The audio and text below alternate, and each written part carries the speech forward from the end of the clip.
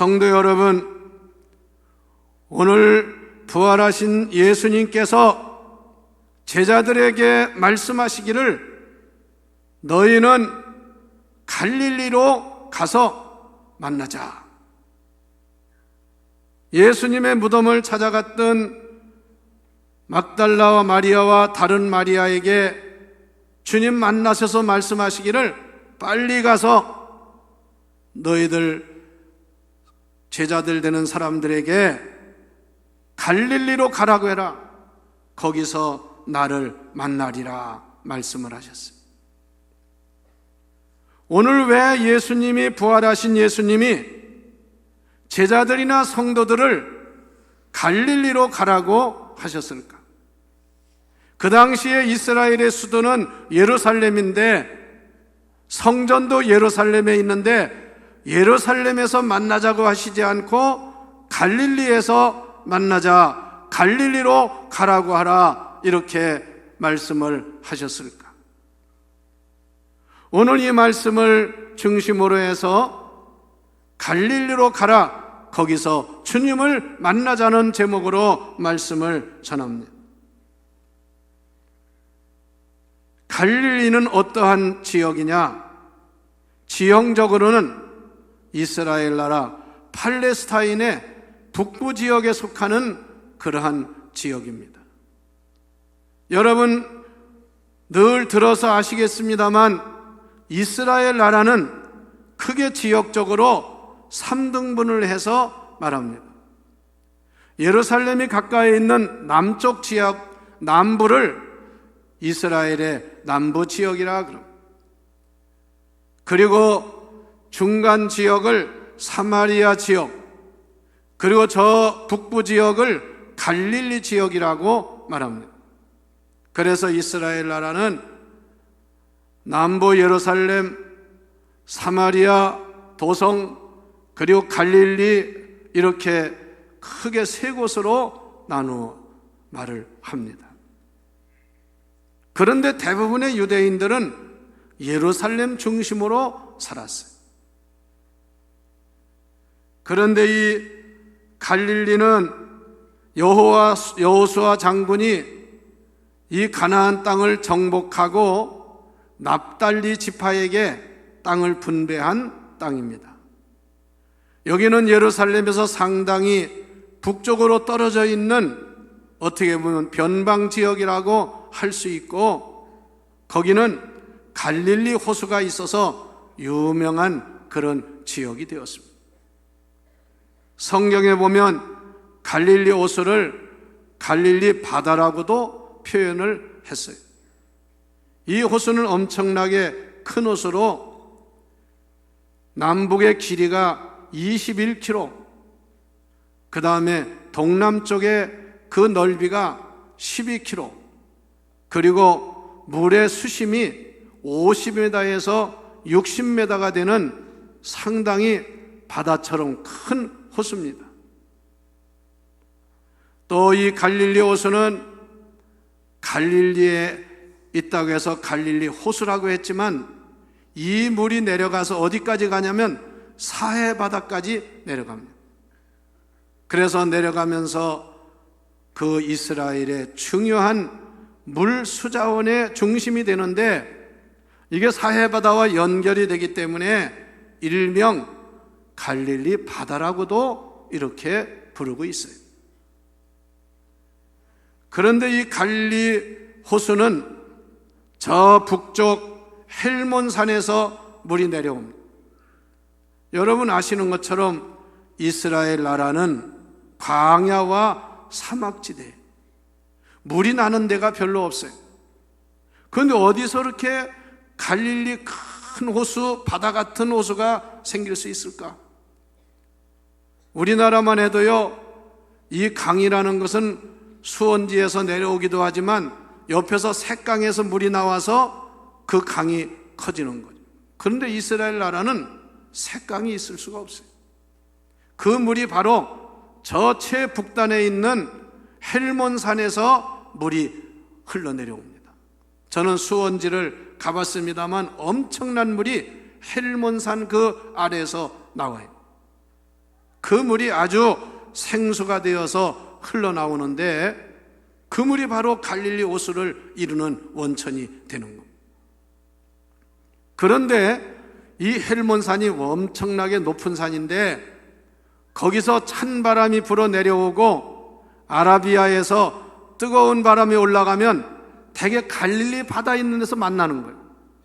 우리나라에도 그로 인해서 어떤 때 찬 공기와 뜨거운 공기가 만나서 비가 많이 오기도 하고 그런 일이 생기잖아요. 그래서 이 갈릴리 바다도요, 이런 그 북쪽의 찬 바람과 남쪽의 뜨거운 바람이 올라오면서 만나가지고 그 바다, 그 호수가 요동을 치고, 그래서 예수님도 제자들과 함께 그 건너편으로 건너가다가 풍랑을 만나서 제자들이 아주 어려움을 당했던, 예수님이 일어나셔서 바다를 잔잔하게 하셨던 그런 사건이 바로 이 갈릴리 호수에서 일어난 일입니다.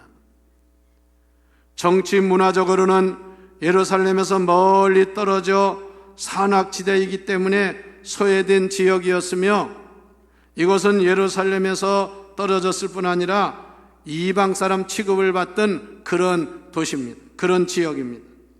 그래서 신약 성경 마태복음 4장 15절에 보면 이방의 갈릴리라 이렇게 말하기도 했습니다. 그래서 이 지역은, 갈릴리 지역은 이방 사람들과 혼혈도 많았고 언어도 이방인들의 쓰는 언어를 많이 썼어요. 그래서 갈릴리 지방은 전통적으로 유대인들이 무시하던 그런 지역입니다. 그래서 요한복음 7장 52절에 보면은 이런 말을 했어요. 너도 갈릴리에서 왔느냐? 갈릴리에서는 선지자가 나지 못하느니라. 이런 갈릴리 사람들을 비하하는 말을 자주 하곤 했습니다. 또 예수님에 대해서도 말하기를 무슨 갈릴리 나사렛에서 선한 사람이 날 수 있느냐? 무슨 선지자가 난다고 하느냐? 이렇게 무시하는 말을 했습니다. 예수님의 공생애를 시작하시고 예수님이 이 공생애 시작하기 전에 예수님이 자란 곳은 나사렛인데 이 나사렛도 갈릴리 지역입니다. 그리고 예수님께서 공생애를 시작하셔서 처음으로 기적을 행하신 것이 물이 변하여 포도주가 되게 하신 사건인데, 요한복음 2장 1절에 보면 그 사건이 어디서 일어났습니까? 갈릴리 가나 혼인집에서 일어났다고 그랬어요. 그래서 이 첫 번째 기적도 갈릴리에서 일어났습니다. 그리고 더 중요한 것은 예수님이 자랐을 뿐 아니라 예수님이 앞으로 세계 복음화와 복음 사역을 위해서 제자들을 세우셨는데 그 제자들의 대부분이 갈릴리 사람입니다. 갈릴리 사람들은 예루살렘 사람들처럼 공부를 많이 한 사람도 없고 또 상당히 그 비난한 사람들이 많았는데 예수님은 그들 중에서 제자를 선택해서 세웠습니다.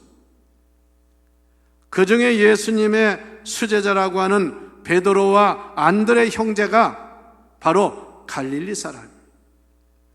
그리고 세베대의 아들 야고보와 요한 두 형제도 갈릴리 사람. 그리고 여러분, 오병이어가 일어나는 그 지역이 벳세다라고 하는데 이 벳세다도 갈릴리 지역이고요, 벳세다에서 제자가 된 사람이 빌립이라는 사람입니다.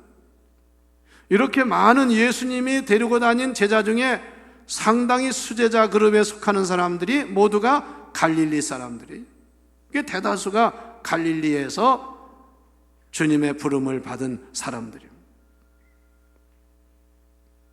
예수님께서 다른 어느 지역보다도 이 갈릴리에서 기적을 많이 행하셨고 복음 전하는 일, 가르치는 일, 또 병자를 고치는 일, 귀신을 내쫓는 일, 이런 일을 여기서 많이 하셨습니다. 복음서를 잘 보시면 사실 예수님은 예루살렘에는 그렇게 많이 계시질 않았어요. 주로 갈릴리를 배경으로 해서 복음의 선파의 무대로 삼은 것을 볼 수가 있습니다. 왜 예수님께서 부활하신 다음에 제자들에게 갈릴리로 가라고 하셨을까? 오늘 부활절을 지낸 성도 여러분, 오늘도 우리 예수님은 영적으로 말하면 우리를 갈릴리로 가라고 말씀하시고 계심을 들을 수 있기를 바랍니다. 왜 무시당하고 가난하고 소외당한 그곳으로 예수님의 제자들을 모이라고 했을까? 몇 가지 중요한 의미가 있습니다.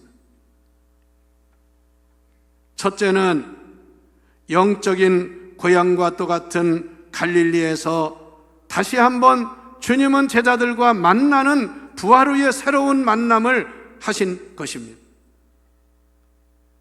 예수님께서 자라신 곳이고 공생의 기간 동안 많은 시간을 보냈으며 복음 사역자를 키웠던 그 갈릴리, 거기서 다시 만나자.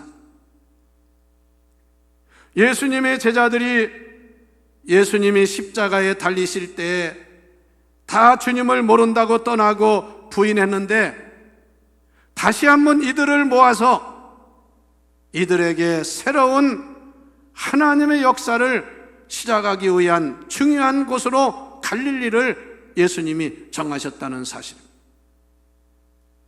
사람은요, 육신의 고향이 있고 영적인 고향이 있다고 말합니다. 여러분에게 태어난 고향이 있는 것처럼 바로 여러분의 영적으로 하나님의 부름을 받고 하나님의 사람으로 거듭나고 하나님의 사람으로 인침을 받은 영적인 갈릴리, 그곳이 바로 여러분에게 중요한 장소요, 축복의 은혜의 장소인 줄 아시기를 바랍니다. 그래서 오늘날 교회는 어떤 면에서 갈릴리와 같은 곳입니다. 그러므로 여러분들, 갈릴리로 가라고 하신 예수님, 우리의 본심을, 본래 신앙의 모습을 다시 한번 회복하는 이 부활절이 되어야 합니다. 두 번째, 이 갈릴리는 예수님이 특별한 애정을 가지고 거기서 제자를 부르셨고 거기서 많은 기사와 이적을 행하셨으며 복음이 세계화되는 일에 중요한 역할을 한 곳이 바로 갈릴리라는 곳입니다. 예수님의 3대 사역인 복음 전파와 가르치는 일과 병자를 고치시고 귀신을 내쫓는 일을 이 갈릴리에서 많이 하셨어요. 그래서 오늘 갈릴리에서 만나자고 하시는 주님의 말씀은, 사랑하는 성도 여러분, 여러분의 신앙을 다시 한번 새롭게 회복하는 기회가 되어야 합니다. 하나님의 능력을 베푸셨던 땅이 갈릴리인데 오늘 여기 갈릴리에서 만나자고 하시는 부활하신 예수님, 여러분의 신앙도 새로워지기를 원하시는 줄 믿습니다. 영적으로 은혜 받기를 소원하시는 줄 믿습니다. 여러분 한번 이 말씀 앞에서 자신을 돌아보시기 바랍니다. 제자들은요, 주님께서 십자가를 지시고 죽임을 당할 때에 다 주님 모른다고 무서워하며 주님을 부인하고 떠났습니다. 내가 다른 사람은 다 버릴지라도 나는 절대로 주님을 버리지 않겠다고 목숨을 바치겠다고까지 맹세했던 베드로도 주님을 부인하고 떠났습니다. 왜 그런 사람들을 다시 주님께서 갈릴리로 오라고 하셨을까요? 주님은 그들에게 다시 한번 영적인 재무장을 시키고 하나님의 사람으로 쓰기 위해서 부르신 줄 믿습니다. 오늘 성도 여러분, 여러분도 매 주일 교회 나와서 예배를 드리면서 영적인 갈릴리와 같은 이런 장소가 되어서 여기 와서 여러분의 신앙이 회복되는 역사가 있기를 축원합니다. 여러분의 신앙이 새로워지기를 바랍니다. 영적인 갈릴리로 우리는 주님을 만나고 세 번째 말씀처럼 새 출발해요. 새 출발. 제가 지난주에도 말씀드렸죠. 부활절이라고 우리가 감사헌금 드리고 연합예배 드리고 음악 예배 드리고 그러면 그게 부활절입니까? 여러분 100만 번 그런 짓을 해도 부활하신 주님과 새로워지지 않으면 부활절의 의미가 없습니다. 오늘 제자들이 주님을 부인하고 주님을 모른다고 했던 그들이 갈릴리에서 부활하신 예수님을 만나서 새로워진 것처럼 우리도 오늘날 이 영적인 갈릴리와 같은 예배당에 와서 예배를 드리면서 새로워지는 역사가 있어야 합니다. 여러분, 이 성전에 오르는 사람마다 부활하신 예수님을 만나서 영적으로 삶의 새 출발이 있어야 한다고 말씀해요. 주일 예배를 드린 다음에는 우리는 새로워져서 나가야 된다, 그 말씀입니다. 그런 곳에 하나님이 역사하고 은혜를 주시고 병도 낫게 하시고 기적도 주시는 줄 믿으세요. 그래서 예수님이 다 갈릴리로 와라. 거기서 만났던, 은혜 받았던, 여러분 제자 베드로 어떤 사람입니까? 갈릴리 바닷가에서 예수님 만났잖아요. 밤새도록 고기를 잡았으나 한 마리도 못 잡았다고 했어요. 예수님 만나가지고 저 깊은 데로 가서 그물을 던져라. 그 말씀에 순종을 했습니다.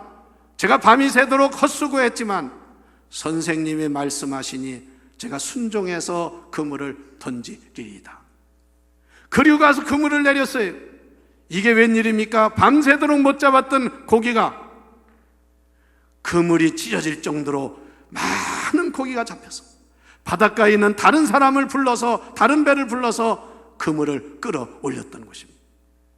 그때 베드로가 예수님 앞에 무릎을 꿇고 이렇게 말했습니다. 주여, 나를 떠나소서, 나는 죄인이로소이다. 그 은혜를 체험했던 것이 갈릴리. 그랬던 갈릴리 베드로가 십자가 질 때는 무서워가지고 나 주님 모른다고. 어떤 여자애가 와서 이분도 갈릴리 사람이라고 하니까 너 헛소리 한다고, 무슨 소리 하느냐고, 나는 모른다고, 나 아니라고. 예수님 말씀하셨잖아요. 너 그렇게 큰 소리 치지만 오늘 저녁 닭 울기 전 3번 나를 부인할 것이다. 베드로가 그런 예수님을 부인한 사람이에요. 그런데 다시 예수님이 그곳을 찾아오셔서 베드로를 만나셔가지고 물었습니다. 요한의 아들 시몬아, 내가 나를 사랑하느냐? 요한의 아들 시몬아, 내가 이들보다 나를 더 사랑하느냐? 요한의 아들 시몬아, 나를 사랑하느냐? 다시 한번 베드로를 일으켜서 하나님의 사람으로 세운 줄 믿습니다.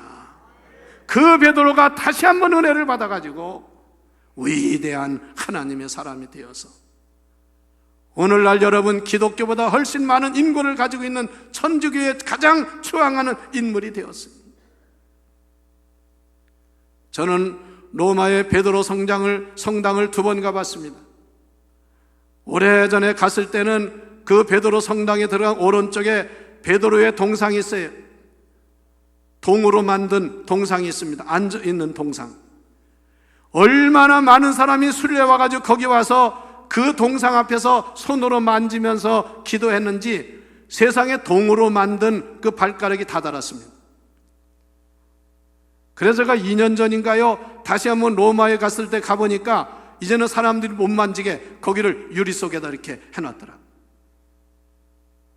얼마나 많은 사람이 베드로를 생각하며 그 동상을 만졌는지 여러분 여기를 얼마나 만지면 닳겠어요? 그 구리로 만든 동상이 발이 닿아라. 이런 인물이 됐어요.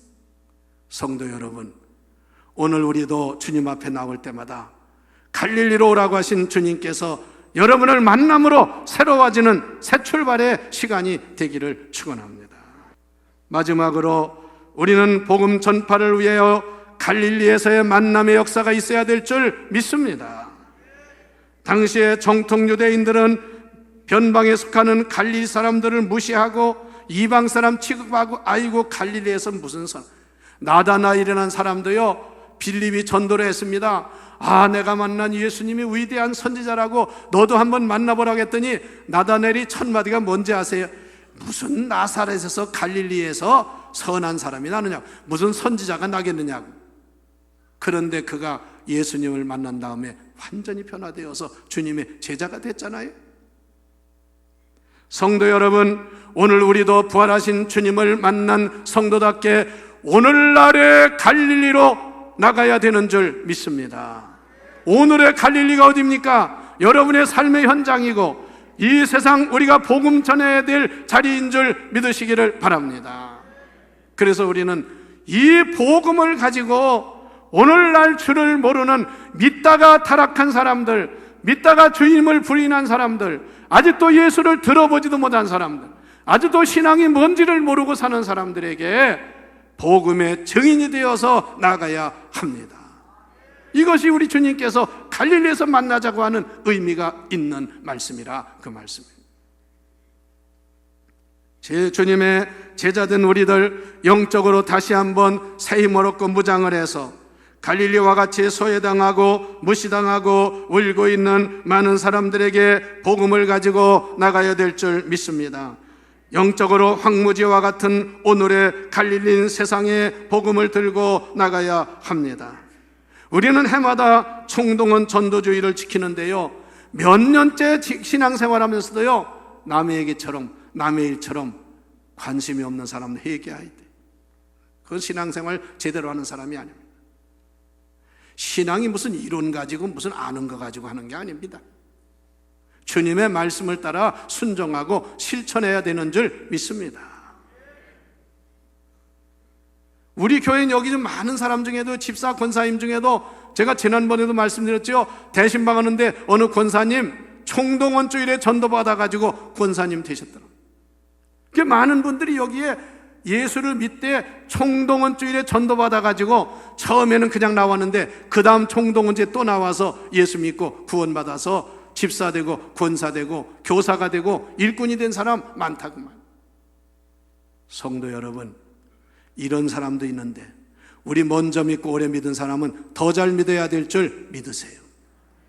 그리고 복음의 증인이 돼야 합니다. 한번 여러분들이 정말 주님 말씀을 따라서 복음의 증인이 되어 보십시오. 주님은 여러분을 위해서 일해 주시고 축복해 주실 줄 믿습니다. 사도행전 1장 11절에 보면 참 특이한 말씀이 있어요. 예수님께서 마지막 부활하시고 승천하시기 전에 사람들이 모였어요. 승천하신 예수님을 보려고 사람들이 많이 모였습니다. 그런데 그때 하늘에서 음성이 들렸는데요, 주님이 승천하십니다. 뭐라고 한지 아십니까? 여기 모인 성도 여러분, 이렇게 말하지 않았어요. 사도행전 1장 11절을 보세요. 갈릴리 사람들아 그랬어요. 나는 이 말씀을 보면서 특이하다고 봤어요. 거기 갈릴리 사람들이 아닌 사람도 있을 텐데 예수님이 하신, 하나님이 하신 말씀이 갈릴리 사람들아 어찌하여 서서 하늘을 쳐다보고 있느냐? 너희 가운데서 하늘로 올라가신 이 예수는 하늘로 올라가심을 본 그대로 다시 오시리라. 여기 첫 마디가 뭡니까?